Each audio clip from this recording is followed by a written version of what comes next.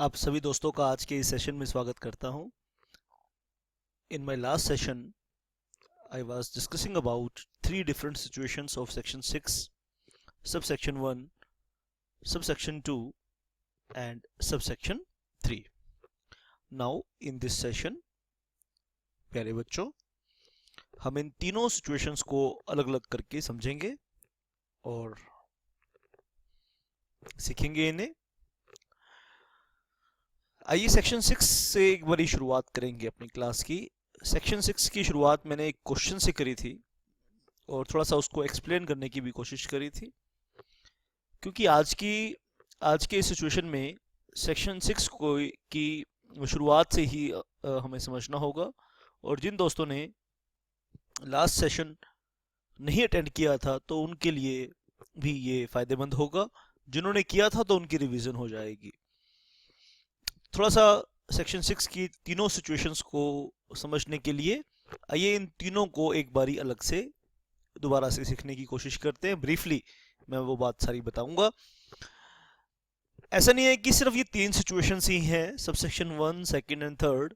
There are two more situations, subsection 4 and subsection 5 also. चलिए एक बारी शुरुआत करेंगे। सेक्शन 6 क्या है? Section 6 is about legal disability. Legal disability भाई, लिमिटेशन पीरियड जहां से स्टार्ट होता है, अगर उस पॉइंट पर प्लेंटिफ की लीगल डिसेबिलिटी है तो उसका जो लिमिटेशन पीरियड है वो वहां से स्टार्ट होगा जब उसकी लीगल डिसेबिलिटी दूर हो जाती है। इस चीज को मैंने एक डायग्राम के जरिए भी आपको एक्सप्लेन करने की कोशिश करी। तो ये हमने एक डेट देखी, यहाँ आप देख रहे हैं, यहाँ पे हमने दो डेट्स का जिक्र किया, नंबर 1 एंड नंबर 2।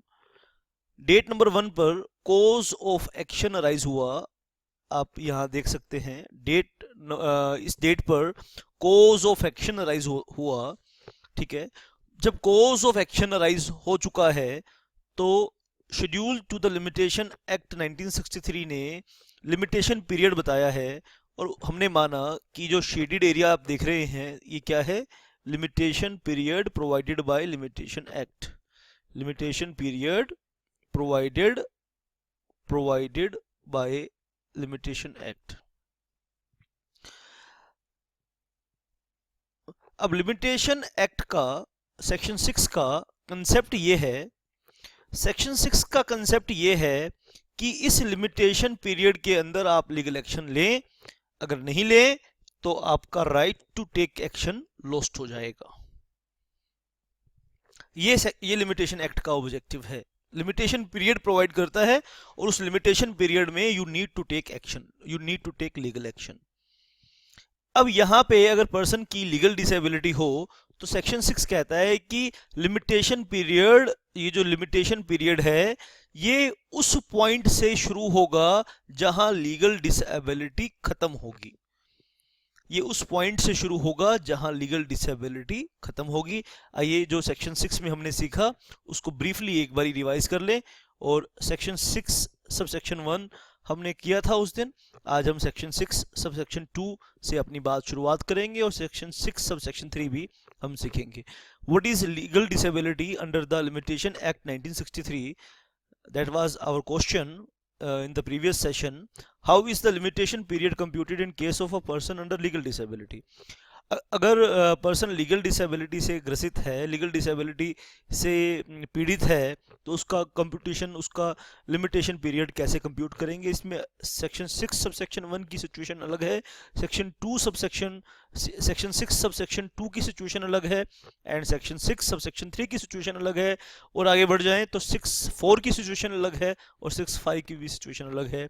और फिर लास्ट में कुछ इंपॉर्टेंट जैसे कि माइनर को डिफाइन करने की कोशिश करता है सेक्शन, इडियट को डिफाइन करने की कोशिश करता है। वैसे तो आप और एक्ट्स पढ़ते हैं, कॉन्ट्रैक्ट एक्ट पढ़ते हैं, इंडियन मेजोरिटी एक्ट पढ़ते हैं, तो वहाँ भी माइनर और मेजर को डिफाइन करने की कोशिश की गई है। तो यहाँ भी ये लिमिटेशन एक्ट भी माइनर की डेफिनेशन बताता है, एक अलग तरीके से बताता है। वो लास्ट में, हम लास्ट की सेशन की जब हम लास्ट में पहुंचेंगे तो उसे भी हम डिस्कस करेंगे। ये बात हम लास्ट सेशन में डिस्कस कर चुके थे, तो वहाँ से आगे हमने बात चलानी है। तो what is legal disability? Legal disability क्या है कि कानूनी तौर पे लीगल एक्शन लेने के लिए आप डिसेबल हैं। जब आप किसी के ऊपर लीगल एक्शन लेंगे तो आपको उसका इफेक्ट पता होना चाहिए कि आपने किसी के ऊपर केस फाइल कर दिया। मैं किसी एक हमारे पॉलिटिशियन है, वो उनका नाम नहीं लेता, वो ऐसे ही अनाप शनाप किसी के ऊपर भी कोई भी इल्ज़ाम लगा देते हैं। मेरा आप एकदम से मेरी बात समझ गए होगे कि मैं किसकी बात कर रहा हूँ। तो किसी के ऊपर इल्ज़ाम लगा देना, किसी के ऊपर केस फाइल कर देना, इसका आपको कानूनी तौर पे, इसका दिमागी तौर पे आपको पता होना चाहिए, दिमागी संतुलन होना चाहिए। तो दिमागी संतुलन किस आदमी से एक्सपेक्ट करेंगे? उस आदमी से एक्सपेक्ट करेंगे जो जो एज ऑफ मेजोरिटी का है। उस आदमी से आप एक्सपेक्ट नहीं कर सकते जो इडियट है, जो इंसेन है, जो जिसके पास फैकल्टी मेंटल फैकल्टीज सारी एक साथ नहीं है। तो उस आदमी से ये आप एक्सपेक्ट नहीं कर सकते कि उसके पास ये सही सोच और समझ होगी कि लीगल एक्शन लेने का क्या इफेक्ट हो सकता है। तो कुछ लोगों को लॉ लीगली डिसेबल मानता है, तो वहाँ लीगली अगर डिसेबिलिटी है तो लिमिटेशन पीरियड स्टार्ट वहाँ से होगा जहाँ पर लीगल डिसेबिलिटी सीज होगी। ये बात हमने लास्ट सेशन में आपके साथ डिस्कस करी थी, तो थोड़ा ब्रीफली इसको भी डिस्कस करेंगे। यानी लीगल एक्शन लेने वाले के पास सही दिमागी संतुलन होना चाहिए, प्रॉपर उसकी मेंटल फैकल्टीज मौजूद होनी चाहिए eight the time of instituting the suit. ठीक है, अगर उसके पास वो मेंटल फैकल्टीज नहीं है, तो लिमिटेशन एक्ट ये कहता है कि उसका लिमिटेशन पीरियड वहां से स्टार्ट होगा जहां ये उसकी लीगल डिसेबिलिटी सीज हो जाती है। इसी बात को सेक्शन 6 सब सेक्शन 1 में हमने क्लियर करने की कोशिश करी। तो सबसे पहले सेक्शन 6 की ओपनिंग देखिए। प्रोवाइड्स फॉर लीगल डिसेबिलिटी, ये बात समझ में आ जाती है। Where a person entitled to institute a suit or make an application for the execution of a decree at the time from which the prescribed period is to be reckoned but could not take, शाबाश, आप ध्यान से सुनना, such legal action because he was a minor. क्यों नहीं ले पाया वो? क्योंकि वो माइनर था, क्योंकि वो इंसेन था, क्योंकि वो इडियट था at that time. Such minority or unsound mind is called legal disability under the section 6। Such minority or unsoundness of mind is called the legal disability. ठीक है, अगर आपको लगता है कि मैं थोड़ा सा तेज बोल रहा हूँ, थोड़ा सा भाग रहा हूँ, तो मैं आपको चाहता हूँ कि ये प्रीवियस कमेंट्स में एक लिंक, प्रीवियस सेशन का एक लिंक मैं कमेंट में डाल दूंगा, उस लिंक को आप देखिए। आप इस सेशन को देखने से पहले कमेंट्स में, आप इस लेक्चर के एंड में कमेंट्स में जो कमेंट वाला सेक्शन है, वहाँ पे मैं प्रीवियस सेशन का लिंक, उसका लिंक कमेंट में डाल दूंगा। तो आप उस प्रीवियस सेशन को पहले देखिए इस सेशन को समझने से पहले। यहाँ प्रीवियस सेशन में जो मैं अभी बहुत तेजी से बता रहा हूँ, प्रीवियस सेशन में ये बहुत आराम से बता कर आया हूँ। शाबाश बेटा। Such minority or unsoundness of mind is called legal disability for the purpose of calculating of prescribed period under the Limitation Act. Prescribed period, शाबाश। सेक्शन 6 सब सेक्शन 1 क्या कहता है? ही मतलब जो लीगली डिसेबल पर्सन है उसकी बात कर रहे हैं। ही may institute the suit or make the application with in the same period. ये बात ध्यान रखना कि अपील का जिक्र यहाँ नहीं हो रहा, यानी अपील्स के ऊपर सेक्शन 6 एप्लीकेबल नहीं है। लिख लेना इंपॉर्टेंट नोट्स में, कहीं पर साइड में लिख लेना, बाद में एक्सप्लोर कर लेना इस बात को कि section 6 is not applicable on appeals. He may institute the suit or make the application within the same period. ठीक है, application within the same period. He may institute the suit or make the application within the same period after the disability has ceased. Application within the same period का मतलब क्या है? शाबाश, ध्यान से अपनी बात को सुनना है। इसका मतलब यह है कि जब कॉज ऑफ एक्शन अराइज हुआ, ठीक है, कॉज ऑफ एक्शन जब अराइज होता है तो हम चेक करते हैं कि लिमिटेशन एक्ट में इसका पीरियड कितना दिया हुआ है लीगल एक्शन लेने के लिए। मान लो वो 3 साल का लिया हुआ है, 3 साल का लिखा हुआ है, और लीगल डिसेबिलिटी खिंच गई मान लो 8 साल। आज कॉज ऑफ एक्शन राइज हुआ, आज मेरा किसी के ऊपर केस, आज मेरा तुम्हारे ऊपर केस फाइल करना बनता है। और सपोज करो कि आज की डेट पे मैं लीगली डिसेबल हूं और मेरी डिसेबिलिटी खिंच जाती है 8 साल तक, तो 8 साल के बाद जो मुझे पीरियड अलाउ किया जाएगा वो सेम पीरियड अलाउ किया जाएगा। तो सेम पीरियड का मतलब लीगल मतलब है यहां पर, ये कोई ऐसे ही वर्ड नहीं लिखा हुआ सेम पीरियड। तो सेम पीरियड का क्या मतलब है, आप ध्यान से बात सुनना बेटा, ये सेम पीरियड लाइन है, ये सेम पीरियड वर्ड है, ये कई बार यूज होता है सेक्शन 6 में। इस वर्ड को अच्छे से समझ लो कि जब 8 साल के बाद मेरी लीगल डिसेबिलिटी सीज होगी, जब मेरी लीगल डिसेबिलिटी रुकेगी, तो मुझे limitation act same period provide करेगा। सेम पीरियड का मतलब यह है कि जो शेड्यूल में पीरियड लिखा है वही पीरियड प्रोवाइड किया जाएगा। सुन लो कान खोलकर, ध्यान से सुन लो बेटा, ठीक है। इसी चीज को मैंने एक डायग्राम के थ्रू आपको बताया था, और डायग्राम में मैंने क्या बताया था कि शाबाश, ये डिफरेंट डेट्स के सहारे मैंने आपको ये बताया था कि डेट नंबर 1, 2, 3 और 4, इस डायग्राम को मैंने लास्ट सेशन में समझाया था। तो मैं आपसे रिक्वेस्ट करूंगा, मैं इस सेशन का टाइम बचाना चाहता हूं, कमेंट में जो लिंक दिया है उस लिंक को देखना। तो ये डायग्राम मैंने उस सेशन में अच्छे से समझाया हुआ है। शाबाश। हम आगे आज के इस सेशन में हमने सेक्शन 6 सब सेक्शन 2 को जो हमने देखना है, हम उसका जिक्र करेंगे। Now I am going to refer the section 6 sub section 2, और इसमें भी हम एक डायग्राम बनाएंगे ऑब्वियसली, इसके अंदर भी। आइए, शाबाश, सेक्शन 6 सब सेक्शन 2 का भी एक डायग्राम बनेगा। आइए सेक्शन 6 सब सेक्शन 2 की सिचुएशन को कॉम्प्रीहेंड करने की कोशिश करेंगे। सेक्शन 6 सब सेक्शन 2 एक अलग सिचुएशन बता रहा है, सेक्शन 6 सब सेक्शन 1 ने एक अलग सिचुएशन बताई थी। सेक्शन 6 सब सेक्शन 1 को आप ध्यान से सुन चुके हैं या आप प्रीवियस लिंक को देख चुके हैं। प्रीवियस लिंक नहीं देखा तो मैं आपसे रिक्वेस्ट करूंगा कि इस लेक्चर को पॉज करके प्रीवियस लिंक चले जाइए, वहां देखिए उसको। शाबाश बेटा। वेयर सच अ पर्सन, आइए बात को ध्यान से सुनेंगे, समझेंगे। एक ही ऑब्जेक्टिव है, एक ही लक्ष्य है, चीजों को इजी कर देना, चीजों को सिंपल कर देना। Life is very simple. जब लाइफ अपने आप में ही एक सिंपल है, आप बड़े बड़े दार्शनिक, बड़े बड़े फिलोसफर्स की बात सुनते हैं कि लाइफ तो बहुत सिंपल होती है, उसे डिफिकल्ट हम लोग बना देते हैं अपने आलस की वजह से, अपनी प्रोकास्टिनेशन की वजह से, अपने सही डिसीजन ना ले पाने की क्षमता की वजह से हम अपनी लाइफ को कॉम्प्लिकेटेड कर देते हैं। तो ये बात मान लीजिए कि life is too simple, life is very simple. जब life in itself is very simple, तो इस लाइफ में जो साजो सामान है, जो भी लियाकत हैं, जो भी क्षमताएं हैं, जो भी पद हैं, जो भी गुण हैं, जो भी रिसोर्सेज हैं, उन्हें हासिल करना भी कोई मुश्किल नहीं होगा। जब लाइफ खुद सिंपल है तो उन्हें भी हम आसानी से हासिल कर सकते हैं। लेकिन उसके लिए करना क्या होगा, हमें भी लाइफ को कॉम्प्लिकेट नहीं करना है। लाइफ कॉम्प्लिकेट कब हो जाती है, जब आप अपनी ड्यूटी में नेग्लिजेंट होते हैं।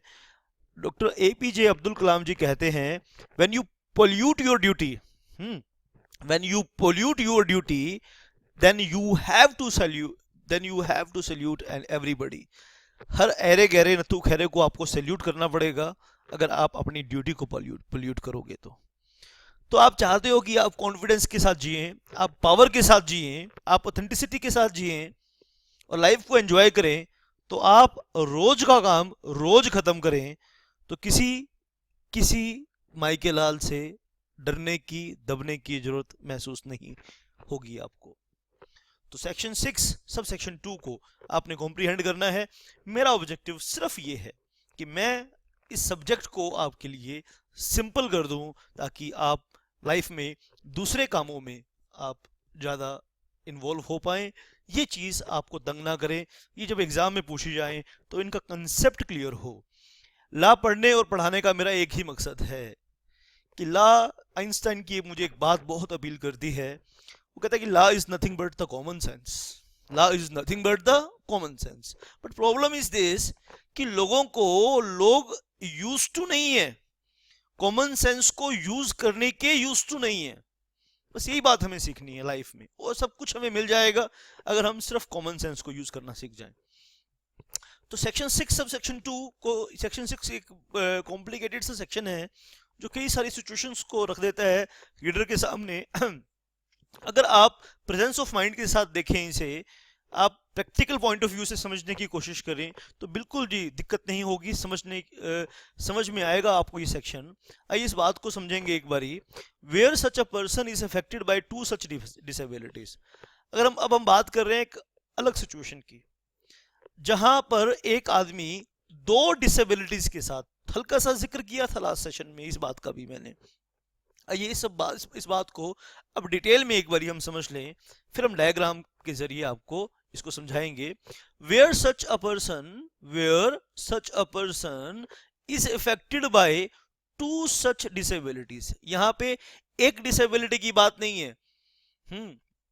बात समझ में आई कि नहीं आई? एक डिसेबिलिटी नहीं है, बोले एक तो करेला ऊपर से नीम पे चढ़ गया। आपने कहावत सुनी होगी ना कि आसमान से गिरे खजूर में अटके।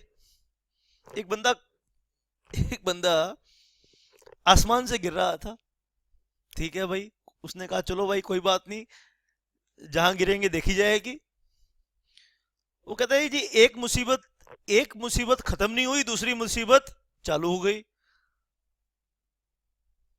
है ना। तो खजूर का पेड़ बहुत बड़ा होता है, कहते हैं ना कि बड़ा हुआ तो क्या हुआ, जैसे पेड़ खजूर, पक्षी को छाया नहीं, फल लागे अति दूर। अति दूर का मतलब बड़ी ऊंचाई पे फल लगता है उसका, खजूर का पेड़ बड़ा ऊंचा होता है कहते हैं, मैंने देखे भी हैं। बड़ी क्यूरियोसिटी थी खजूर का पेड़ देखने की। तो हम जा रहे थे एक बारी देहरादून से क्या नाम है, मसूरी, देहरादून से मसूरी जा रहे थे, तो रास्ते में जो सड़क के किनारे खजूर के पेड़ नजर आए काफी। तो खजूर का पेड़ उतर गए, तो वहां पे हम खजूर खाने के लिए तोड़ने लगे खजूर के पेड़, कोशिश करने लगे तोड़ने की, दूर तो बहुत था। लेकिन तभी एक गार्ड आ गया वहां पे, बोले कि नहीं भैया ऐसे नहीं तोड़ सकते, ये हमने लीज पे लिया हुआ है, हमारी प्रॉपर्टी है। हमने कहा ओहो अच्छा ये बात है। तो सैकड़ों हजारों पेड़ लगे हुए हैं खजूर के। तो खजूर से बात याद आई, बेटा ये इंसिडेंट याद आ गया। तो आसमान से गिरा खजूर पे अटका, यानी एक मुसीबत अभी खत्म नहीं हुई, दूसरी चालू हो गई। एक करेला ऊपर से नीम पे चढ़ गया। Where such a person is affected by two such disabilities. एक एग्जांपल यहाँ पे आपके सामने रखा है, पॉज करके आप इसे नोट कर सकते हैं, ठीक है। आप पॉज करके इसे नोट कर लेंगे, यहां आप पॉज कर सकते हैं, इसे नोट कर सकते हैं, शाबाश। फॉर एग्जाम्पल अ माइनर, साथ साथ नोट करेंगे। लर्निंग तो तभी आएगी जब आप बीच में इन्वॉल्व हो जाएंगे, शाबाश। For example a minor as well as insane. अगर एक पर्सन बच्चा भी है और वो अनसाउंडनेस ऑफ माइंड भी है, कोमा में भी है। एक बच्चे का कोई लीगल राइट है, उसका एक्सीडेंट हो जाता है, वो कोमा में चला जाता है, तो पहली लीगल डिसेबिलिटी उसकी खत्म होती है 18 साल पर, लेकिन कोमा का ड्यूरेशन लंबा खिंच गया, 10 साल खिंच गया, ठीक है। आइए मैं एक एग्जाम्पल के जरिए आपको ये सारी सिचुएशन यहां रखता हूं ताकि आपको ज्यादा समझ में आए। तो यहां पर ये एक डेट है, फर्स्ट डेट, शाबाश। डेट ऑन विच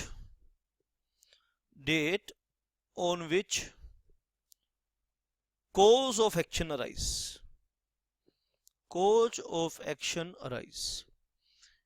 भाई ध्यान से सुन लो, सभी बच्चे ध्यान से सुन लो। अब आपने सारी उम्र लॉ को प्रैक्टिस करना है, लॉ की इंटरप्रिटेशन करनी है, दूसरों को सलाह दे दे के शेड्यूल 32 से बहुत पैसे कमाओगे आप। तो कानूनी सलाह दोगे, कोई भी आएगा आपको बताएगा जी ये मेरा कॉज ऑफ एक्शन है, आप उसे बताओगे ये तुम्हारा कॉज ऑफ एक्शन है, तो आप उसे ये जरूर बताओगे भाई इतना टाइम है तेरे पास केस फाइल करने के लिए। तो schedule 32, every time you need to refer schedule 32, और आने वाले कुछ सालों में वो बहुत सारी सैकड़ों एंट्रियां हैं शेड्यूल 32 की, वो उसको भी मैं एक साइंटिफिक तरीके से समझाने का तरीका आपको जरूर बताऊंगा अपनी क्लासेस में। एक ऐसा शॉर्ट तरीका बताऊंगा कि 1 घंटे के अंदर आप सारे शेड्यूल 32 के चैंपियन बन जाओगे, आई प्रॉमिस यू। तो इस डेट को जहां कोर्स ऑफ एक्शन अराइज हुआ, तो यहां पर हम शेड्यूल 32 चेक करते हैं कि शेड्यूल 32 में लिमिटेशन पीरियड कितना दिया हुआ है। ठीक है, लेकिन हुआ क्या, जो प्लेंटिफ था वो लीगल डिसेबिलिटी से ग्रसित था। He was affected from legal disability. उसकी लीगल डिसेबिलिटी, पहली लीगल डिसेबिलिटी क्या थी कि यहां पर अभी वो, यहां पे प्लेंटिफ 15 साल का है, 15 इयर्स का है, तो यहां पर वो 18 साल का होगा। यहां पे one of the legal date on which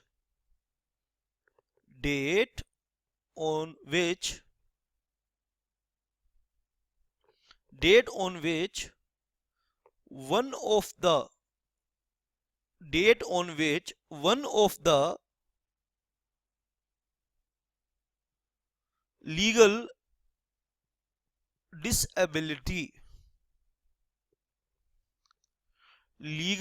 disability ceases, date on which cause of action arise, पहली डेट, और दूसरी date on which one of the legal disability ceases। यहां वो 18 साल का हो जाता है, यहां पर प्लेंटिफ 18 साल का हो जाता है। ठीक है, और जब वो नींद से जागता है, कोमा से जागता है, तो यहां वो कोमा से बाहर आता है। ठीक है, यहां वो कोमा से बाहर आता है, तो इसको लिखेंगे date on which second disability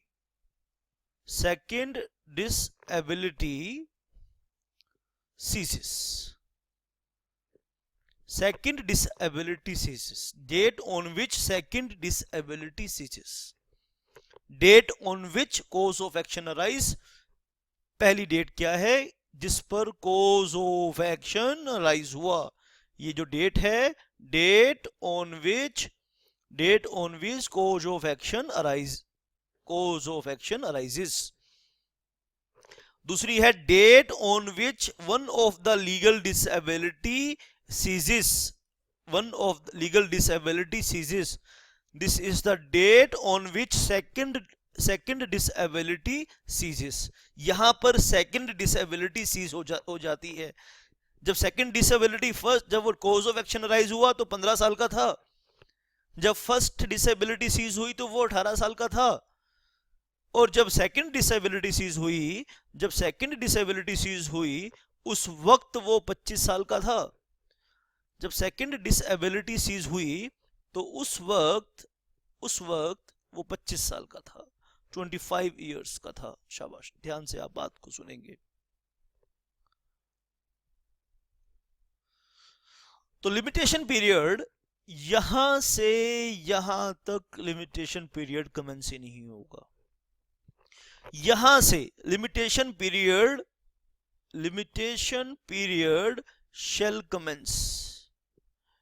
shall commence कहां से होगा? इस डेट से लीगल डिसेबिलिटी यहां से कमेंस होगा।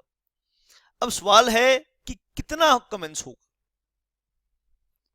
ठीक है, ये सेक्शन 6 में, सब सेक्शन 2 में हम पढ़कर ये फाइंड आउट करेंगे कि कितना पीरियड उसे मिलेगा दोबारा से।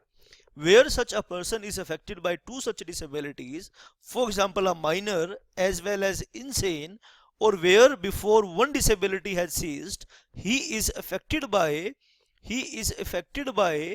shabash another disability, that is two disability are successive, यानी एक के बाद दूसरी disability शुरू हो गई। ठीक है, he may institute the suit or make the application within the same period, देखो दोबारा से सेम पीरियड आ गया, after both disability have ceased. ठीक है, यानी जब दूसरी डिसेबिलिटी भी सीज हो जाएगी तो सेम पीरियड मिलेगा। As would otherwise have been allowed from the time so specified, as would otherwise have been allowed from the time so specified.